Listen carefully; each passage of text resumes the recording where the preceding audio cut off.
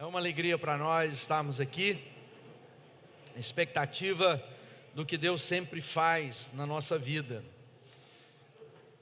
Na nossa jornada com Deus, nós vamos aprendendo, né? A Bíblia diz que a luz do justo é como a luz da aurora, vai brilhando, brilhando até se tornar dia perfeito. Como a Fabiana falou aqui mais cedo, né?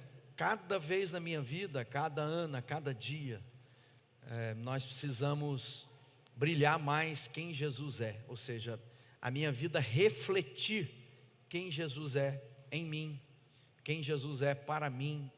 Ou seja, a nossa maturidade, a nossa jornada espiritual tem a ver com a minha relação direta com Jesus, com a palavra dele, que é ele mesmo, com o Espírito que ele derramou sobre nós, e isso me tornar a pessoa que Deus quer que eu seja. Às vezes a gente fica procurando na vida satisfação, encontrar realizações, mas só encontraremos de fato plenitude de vida quando cada dia mais tivermos esse encontro com esse Senhor da glória. É a glória de Deus em nós, é a glória de Deus na nossa vida. Cristo em nós, a Bíblia diz, esperança da glória. Então, quando a gente quer avançar na nossa vida em nos parecermos mais com Jesus, porque se trata disso. Essa é a pergunta que você tem que fazer. Eu tenho me parecido cada dia mais com Jesus? Eu tenho sido essa pessoa que deixa ser moldado por Ele? A minha vida hoje reflete mais os valores de Cristo na minha vida do que foi o ano anterior, o ano que passou na minha jornada? Ou eu tenho me tornado uma pessoa dura, uma pessoa que não se deixa ser moldados pela palavra de Deus? E isso vai criando resistências na mente que às vezes depois é difícil de quebrar. Aliás, eu estava lendo um livro uma vez chamado Move, e diz que há uma estatística de pessoas que se acostumam com a mensagem do Evangelho. Elas estão no culto, mas elas não deixam que a sua vida seja transformada. Mas ela gosta do ambiente, ela gosta das músicas, ela gosta da fala bem colocada. Mas que pessoas que passam alguns anos na vida da igreja e não foram transformadas por Deus, dificilmente o serão por resto da vida. A não ser que haja um fato. Um fato pode ser um acidente, pode ser uma perda, pode ser coisas que criam dramas na vida humana. Mas a gente não precisa disso. Basta que a gente se deixe ser moldado pelo Espírito de Deus. É ouvir a palavra de Deus e praticar. Então tem muita gente, né, que hoje no Brasil, antigamente era chamado de eu sou católico não praticante. Desgraçadamente, nós estamos vivendo dias em que nós temos muitas pessoas que se denominam seguidores do Cristo, evangélicos, que são não praticantes. Então você perguntar para ele não tem prática. Mas se perguntar uma religião, ele diria que se identifica mais com os evangélicos.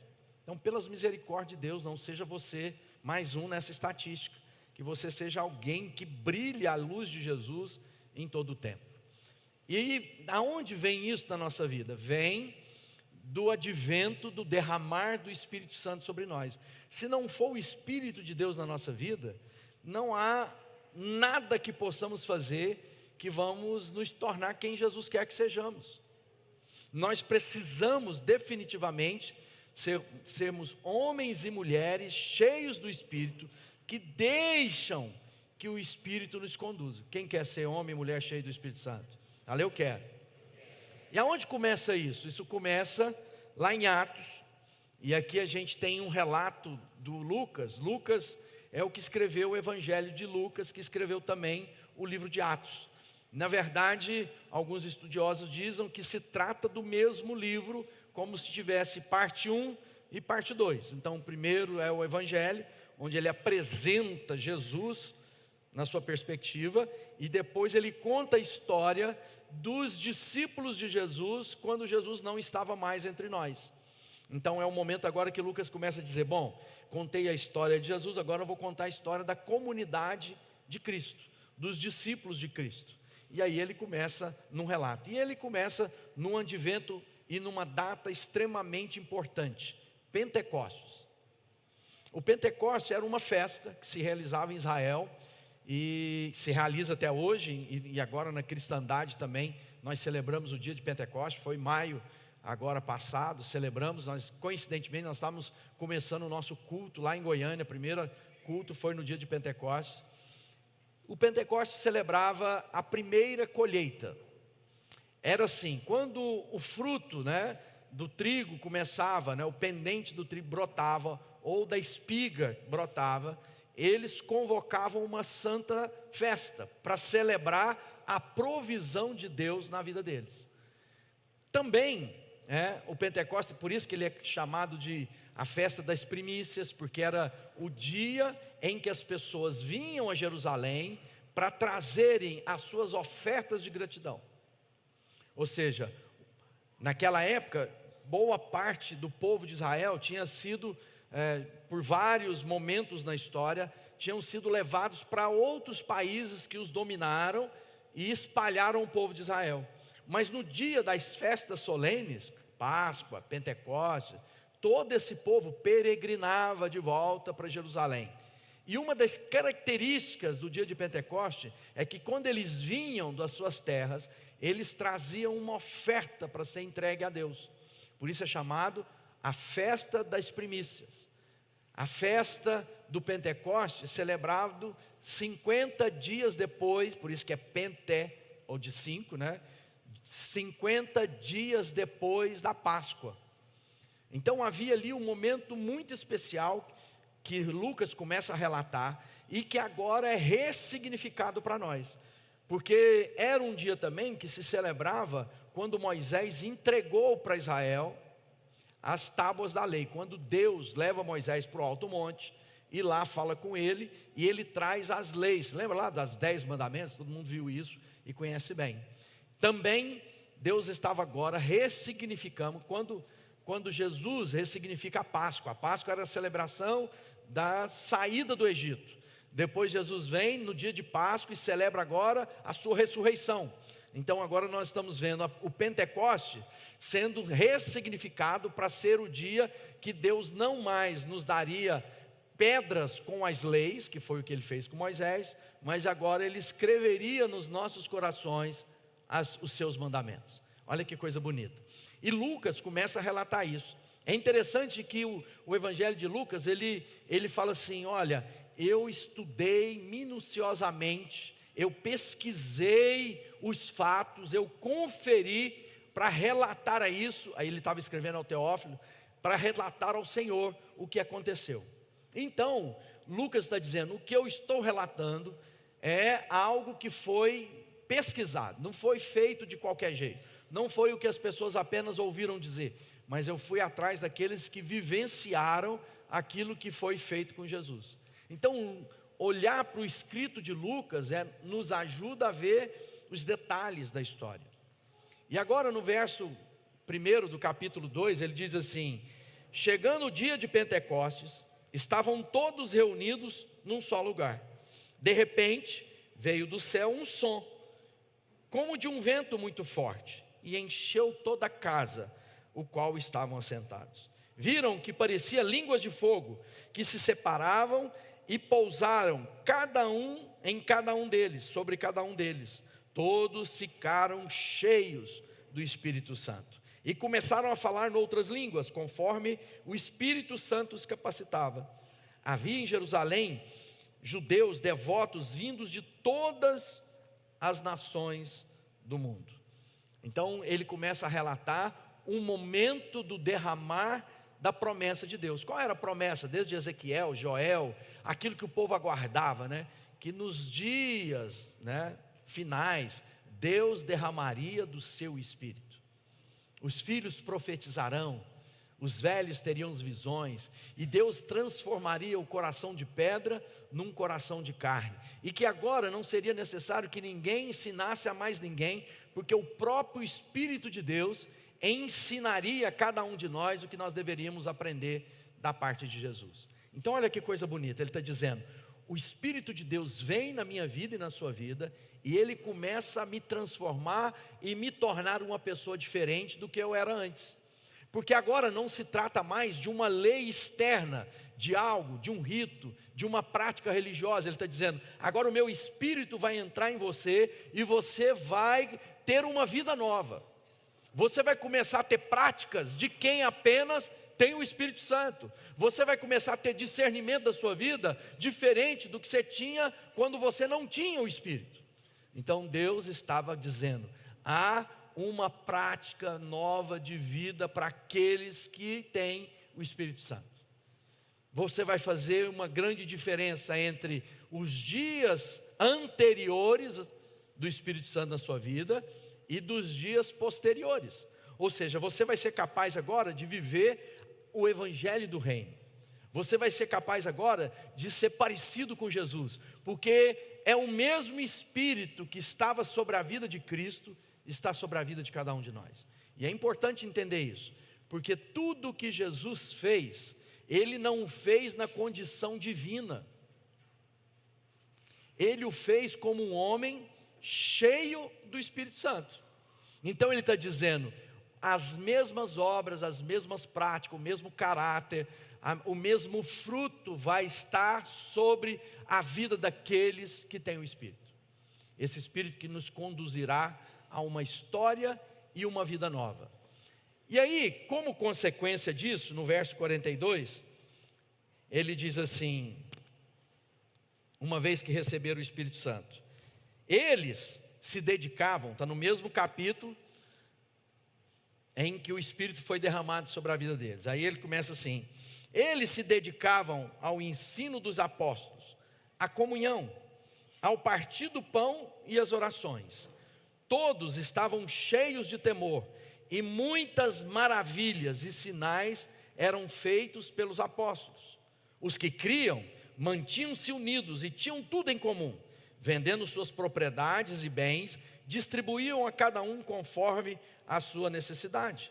Todos os dias continuavam a se reunir no pátio do templo, partir o pão em suas casas e juntos participavam das refeições com alegria e sinceridade de coração, louvando a Deus e tendo a simpatia de todo o povo. E o Senhor lhes acrescentava diariamente os que iam sendo salvos. Então agora Lucas está relatando as consequências do derramar do Espírito Santo. Ele começou a dizer agora fruto do derramamento do Espírito de Deus, surgiu um novo povo, uma nova comunidade. E essa comunidade tinha características próprias, diferente de todas as demais. Ele está dizendo, agora esse povo viviam juntos. Eles tinham a sua devoção no templo, no culto. Eles participavam da vida um do outro de casa em casa. Eles tinham comunhão, eles se dedicavam à oração, eles prestavam atenção no ensino dos apóstolos. E aí ele começa a falar algo que está na vida daqueles que têm Jesus, que têm o Espírito Santo. Ele diz, e eles partilhavam de tudo, vendendo suas propriedades e distribuindo os seus bens, conforme cada um tinha necessidade. Isso para nós é um desafio, porque isso é uma mudança de conduta que a gente não é possível vivenciar sem que o Espírito de Deus nos leve. Falando de generosidade, falando de entrega, falando de oferta. Vamos lembrar? Pentecoste era o dia que o povo vinha de todos os países e traziam ofertas. Hoje o nosso tema vai falar sobre as consequências, dessa festa de Pentecoste, desse momento maravilhoso. E nós começamos então a fazer algumas perguntas, e eu quero falar de generosidade na nossa vida. Traziam ofertas, vendiam suas propriedades. As perguntas que nós devemos fazer sobre a oferta, porque muitas coisas têm se dito a respeito de oferta. Então é uma troca, eu vou dar para Deus, e Deus garante que vai me dar de volta a 30, 60 e a 100 por um. Deus aceita a minha oferta? É de fato necessário trazer oferta para Deus? Deus precisa de algo? São perguntas que a gente tem que fazer. E se Ele precisa ou não, Ele recompensa, ou seja, Ele retribui a oferta que recebe? Será que Deus, aí a gente vai ler as Escrituras e vamos aprender coisas mais profundas do que apenas a aparência das coisas. É fato que tudo que o homem semear, ele colhe. Está escrito na Bíblia. É fato que quem semeia muito, colhe muito. É fato que Deus diz também que nós colhemos coisas que nós não semeamos. É fato que Deus não é servido por mãos humanas. Não há em Deus necessidade de coisa alguma. Então, para que as ofertas? São coisas que a gente precisa aprender, porque há muitas vozes falando conosco nesses dias. O que a Bíblia realmente nos ensina? Ou como nós lemos a Bíblia para entender a respeito de generosidade? Primeira coisa, Atos 17, o próprio Lucas dizendo: o Deus que fez o mundo e tudo que nele há é o Senhor do céu e da terra, e não habita em santuários feitos por mãos humanas. Ele não é servido por mãos de homens, como se necessitasse de algo, porque é Ele mesmo que dá a todos a vida, o fôlego e as demais coisas. Então ele está dizendo, olha, primeira coisa, Deus não habita em templos feitos por mãos humanas. E o Espírito de Deus foi derramado sobre nós. Aonde Deus habita então? Presta atenção que é importante. Deus habita em nós, no seu povo. Aquilo que era externo, nós aprendemos sobre o tabernáculo aqui algumas semanas atrás, em que Deus ia lá e visitava, e Ele diz, construam para mim uma habitação, eu vou morar no meio de vocês. Agora, na plenitude de tempos, Deus diz o quê? Eu não habito mais em templos humanos, formados por mãos humanas, ou seja, eu não estou lá mais no tabernáculo, nem no templo em Jerusalém, porque agora eu fiz de vocês pedras vivas, vocês são agora a habitação do meu Espírito. Então é no meio da comunhão que Deus habita. Quando a gente começa a entender isso, a gente vai pensar, bom, e aí? E as ofertas? Eu trago a oferta, porque lá a gente usa o texto, trazei os dízimos e as ofertas à casa do tesouro, para que haja mantimento na minha casa. O que significa isso para a minha vida na prática? Então agora Deus está dizendo que não quer o meu compromisso, não quer a minha vida. Vamos olhar para a primeira oferta que aparece na Bíblia. E lá conta a história do Abel e do Caim. Acho que é uma história todos conhecidos de nós. Foi ali o primeiro homicídio, onde o irmão mata o outro. E o que havia naquele instante? Lá diz assim, Gênesis, no capítulo 4, no verso 4. O Senhor aceitou com agrado Abel e a sua oferta, mas não aceitou Caim e sua oferta. Se a gente lê rapidamente, sem prestar atenção, a gente pensa, bom, vou ver qual foi a oferta do Abel e qual foi a oferta do Caim, porque está dizendo que Deus aceitou a oferta do Abel, mas não se agradou da oferta de Caim. Não, a Bíblia está dizendo assim, Deus aceitou Abel e a sua oferta, e não aceitou Caim e sua oferta. Então parece que a oferta tem mais a ver com quem traz a oferta, do que exatamente com a oferta entregue. A gente pode aprender algumas coisas, que um trouxe fruto do seu trabalho, que era a lavoura, e outro caçou e trouxe um pedaço do animal, que era fruto de caça. E a gente vai ver que há uma oferta que Deus está dizendo, você não vai trazer qualquer oferta. Mas aqui o ensino primário é, Deus se agradou de um e não se agradou do outro. Então Deus aceita a oferta? Sim. Mas também parece que Deus não aceita a oferta. Também o texto diz que Ele aceitou a oferta e não aceitou a oferta. Então a primeira coisa que a gente aprende é, sim, Deus quer a nossa oferta.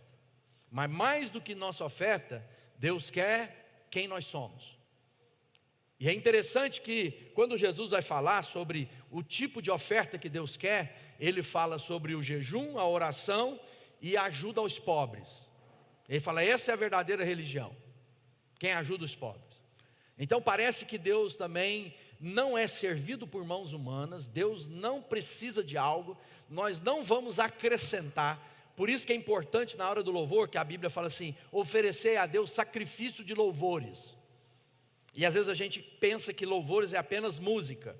Música é algo poderoso na nossa vida. Música controla ambiente. Experimenta assistir um filme sem música. Põe no mute.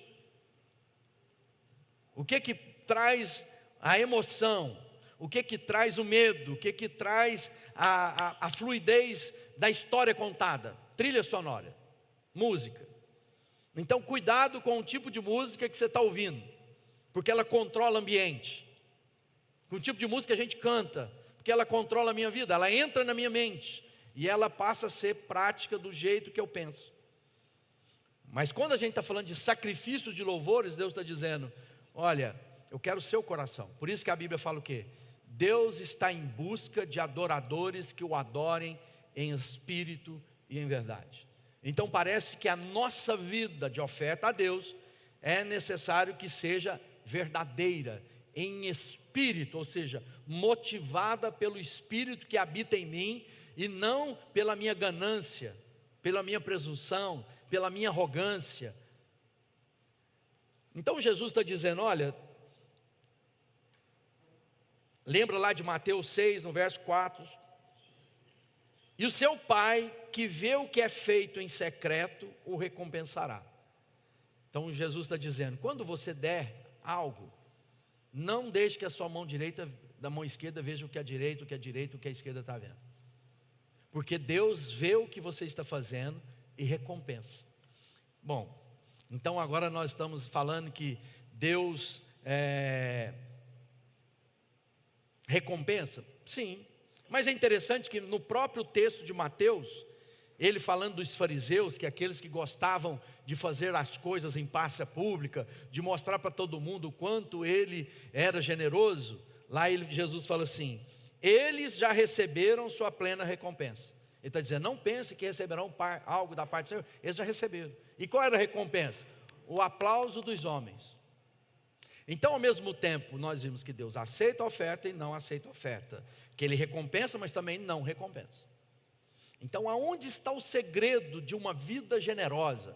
É o coração do adorador, é aquilo que apresentamos, porque você pode ser a pessoa mais afinada e cantar maravilhosamente, e Deus desconhece o seu cantoria. Sabe por quê?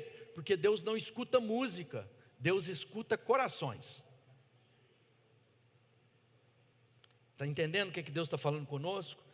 Tudo parte do meu coração, tudo parte da minha motivação, porque eu posso estar fazendo a coisa certa com a motivação errada. E se eu estou fazendo a coisa certa com a motivação errada, Deus não aceita essa adoração. Por isso que eu posso cantar muito bonito e Deus está dizendo, seu coração está longe de mim. Você me louva com os lábios, mas o seu coração está longe de mim. Então quando a gente fala assim, nós temos que cantar, temos produtor musical, é porque então nós estamos cantando para Deus? Não, a maioria de nós não sabe cantar, como eu. Mas para que nós cantamos então? Uns para os outros, para a gente. Tem que ser bonito para nós. Nós vamos fazer de qualquer forma para Deus? Claro que não. Mas no final, a música é bonita para que a congregação, sendo servido pela música, adore a Deus. A oferta da mesma forma. Por isso que Deus está dizendo, Deus tem uma oferta que nós temos que entregar. Lá em Levítico, diz assim, na tenda do encontro, o Senhor chamou a Moisés e lhe ordenou, diga o seguinte aos israelitas, quando alguém trouxer um animal como oferta ao Senhor, que seja do gado ou do rebanho de ovelhas, se holocausto, o sacerdote queimará tudo isso no altar, é um holocausto, oferta preparada no fogo, de aroma agradável a Deus. O termo holocausto, lá no hebraico é olá, que significa aroma agradável ao Senhor, ou todo queimado. O sacerdote, lá o texto está dizendo, quando está orientando sobre o holocausto, o sacerdote queimará tudo no altar. Então nós estamos vendo que é algo que é entregue para ser tudo consumido para Deus. Lembra do Davi, o rei? Davi era alguém que tinha o coração segundo o coração de Deus. E um dia ele foi chamado para fazer uma oferta a Deus de holocausto, ou seja, entregar para ser queimado. Porque havia ofertas que tirava parte para os sacerdotes, parte para quem ofertava e parte era queimado para Deus. No caso do holocausto, era necessário que tudo fosse queimado no altar. Ninguém podia tirar parte daquilo. O Davi um dia foi chamado para fazer um holocausto. E havia um homem que tinha bens, um fazendeiro bem sucedido, diz: rei, pode pegar da minha criação, escolhe um boi, escolhe uma ovelha, pode pegar lenha. Aí o Davi fala assim: eu jamais ofereceria a Deus algo que não me custe. Tinha de ser uma oferta do próprio rebanho. Ele está dizendo: do rebanho você tirará. Por isso que Jesus ficou muito nervoso com aqueles vendilhões que estavam lá e traziam, os peregrinos vinham e compravam o animal na boca do templo. Lembra daquilo? Que Jesus chega, que vocês transformaram a minha casa numa casa de negócio, aqui é casa de oração. O problema não era a oferta, o problema é que não era algo que era próprio da vida das pessoas, era prático. E às vezes a gente quer ter uma vida com Deus prática. E Deus: não, eu quero o seu coração.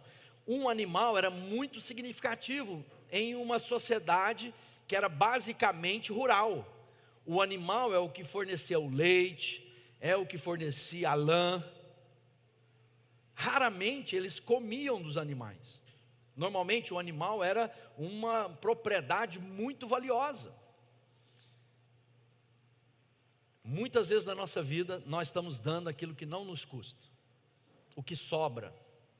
Nós estamos entregando para Deus o que não faz falta. E o holocausto era uma pedagogia para que nós pudéssemos dizer: eu entrego a minha vida a Deus. Lembra das moedas da viúva pobre? Ele diz assim: essa foi a que deu mais, porque ela deu tudo o que tinha. Ela está dizendo, ela estava entregando a subsistência dela, ela estava entregando a vida dela, porque se ela entregou tudo que tinha, como é que ela vai comer amanhã? Então o que Deus está nos ensinando? Abel, Caim, Jesus, recompensa. E agora ele está falando de holocausto, está dizendo: se você não entregar para Deus o que te custa, você não vai ser transformado na pessoa que Ele quer que você seja.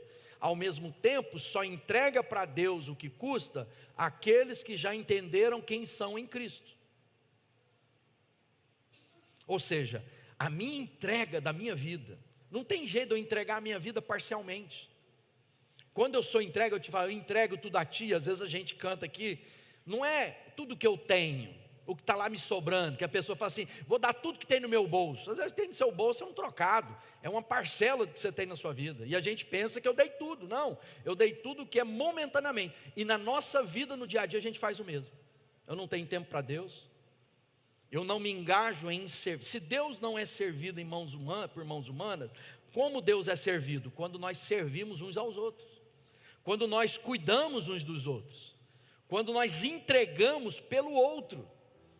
Isso é aroma suave, quando eu me engajo. Então você tem dons, sirva os seus irmãos. Você tem talentos, sirva os seus irmãos, para que Deus seja glorificado. Por que a gente faz música? Pelos nossos irmãos. Por que a gente cuida uns dos outros? Pelos nossos irmãos. Isso é oferta a Deus. E Paulo escreve aos Filipenses, ele diz assim, olha, eu agradeço pelas ofertas que vocês me mandaram. Não que eu estou procurando entre vocês ofertas, mas eu quero que vocês tenham crédito com Deus. Bom, agora complicou ainda mais. Paulo está dizendo que a minha oferta gera crédito com Deus. Então isso é o que? A teologia da prosperidade. Quanto mais eu der, mais rico eu vou ficar. Não, parece que o que o Paulo estava dizendo é o seguinte: o tipo de gente que Deus quer que você seja. Porque quando Deus não recebe ou não precisa das nossas ofertas, Ele também retribui aqueles que são generosos uns com os outros. Então quando a gente traz os nossos dízimos, as nossas ofertas, a gente fica pensando assim, vou dar para Deus porque Deus está precisando. Deus não precisa de nada de mim ou de você. Nós não vamos acrescentar nada para Deus. O nosso louvor não vai ficar com Deus como se Deus estivesse lá, fala mais, o quanto sou bonito, santo, isso mesmo, para o ego de Deus ficar cheio, para que de alguma forma a gente possa receber de Deus em troca do louvor que eu dou para Ele. Então a nossa oferta A nossa entrega não tem a ver com isso. Nós entregamos aquilo que temos uns para os outros, para que Deus seja glorificado.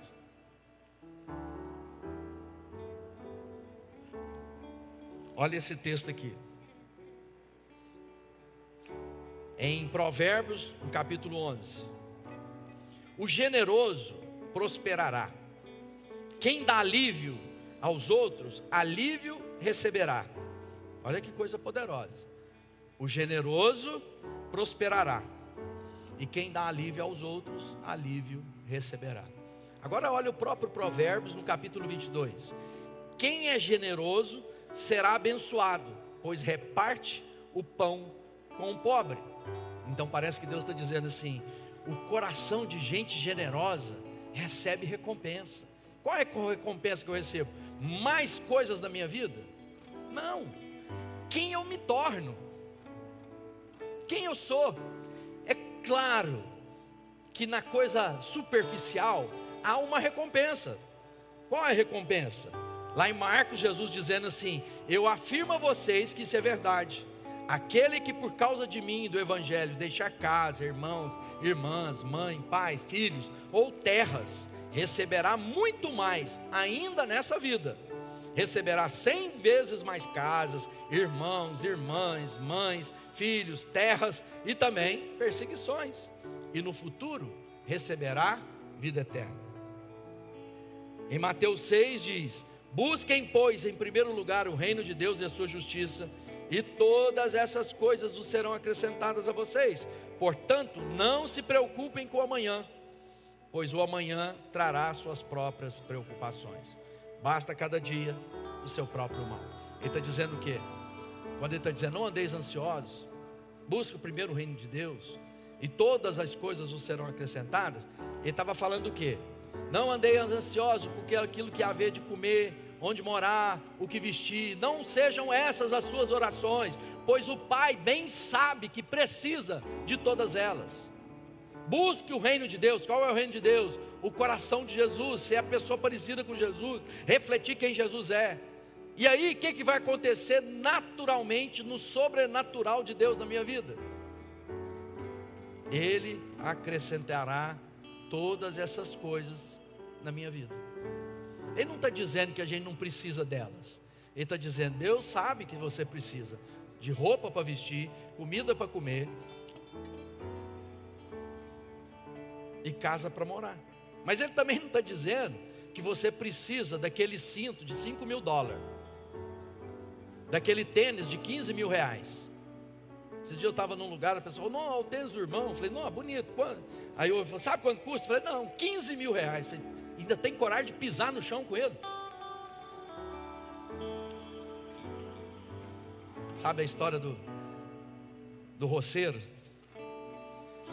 que vinha, comprou botina nova, foi lá na venda, voltou para casa, aí no meio do caminho deu um chute numa pedra, arrancou a tampa do dedão.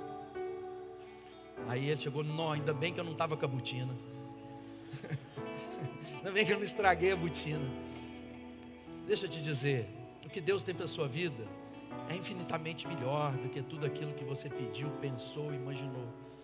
Mas lembre-se, um coração generoso revela Cristo em nós. Um coração generoso, engajado para que outras famílias sejam visitadas pela graça de Deus, como eu e você. Então, quando a Fabiana está celebrando aniversário, nós estamos celebrando juntos isso há 35 anos. Olha só, cada dia Deus vai dando. E para ter um casamento como nós temos, só a graça de Deus, a bondade de Deus. Um coração generoso um para com o outro, um coração engajado nas coisas de Deus. Essa é a receita para a sua vida. Põe a mão aí no seu peito. Pai, obrigado por essa tarde, por essa manhã. Que o Senhor derrame sobre nós agora entendimento de tudo aquilo que o Senhor tem preparado para nós. Dá a nós, ó Pai, um coração de servo, um coração que compreende quem nós somos em Jesus. Abençoa cada família aqui, ó Pai. Prospera o caminho. Coloca, ó Pai, o trabalho digno. Que nós sejamos homens e mulheres que revelam em todos os âmbitos da nossa história quem Jesus é para nós e em nós. Sejamos pessoas generosas uns com os outros. Sejamos tardios no errar, no responder. Sejamos pessoas, ó Pai, generosas para compreender as dificuldades uns dos outros.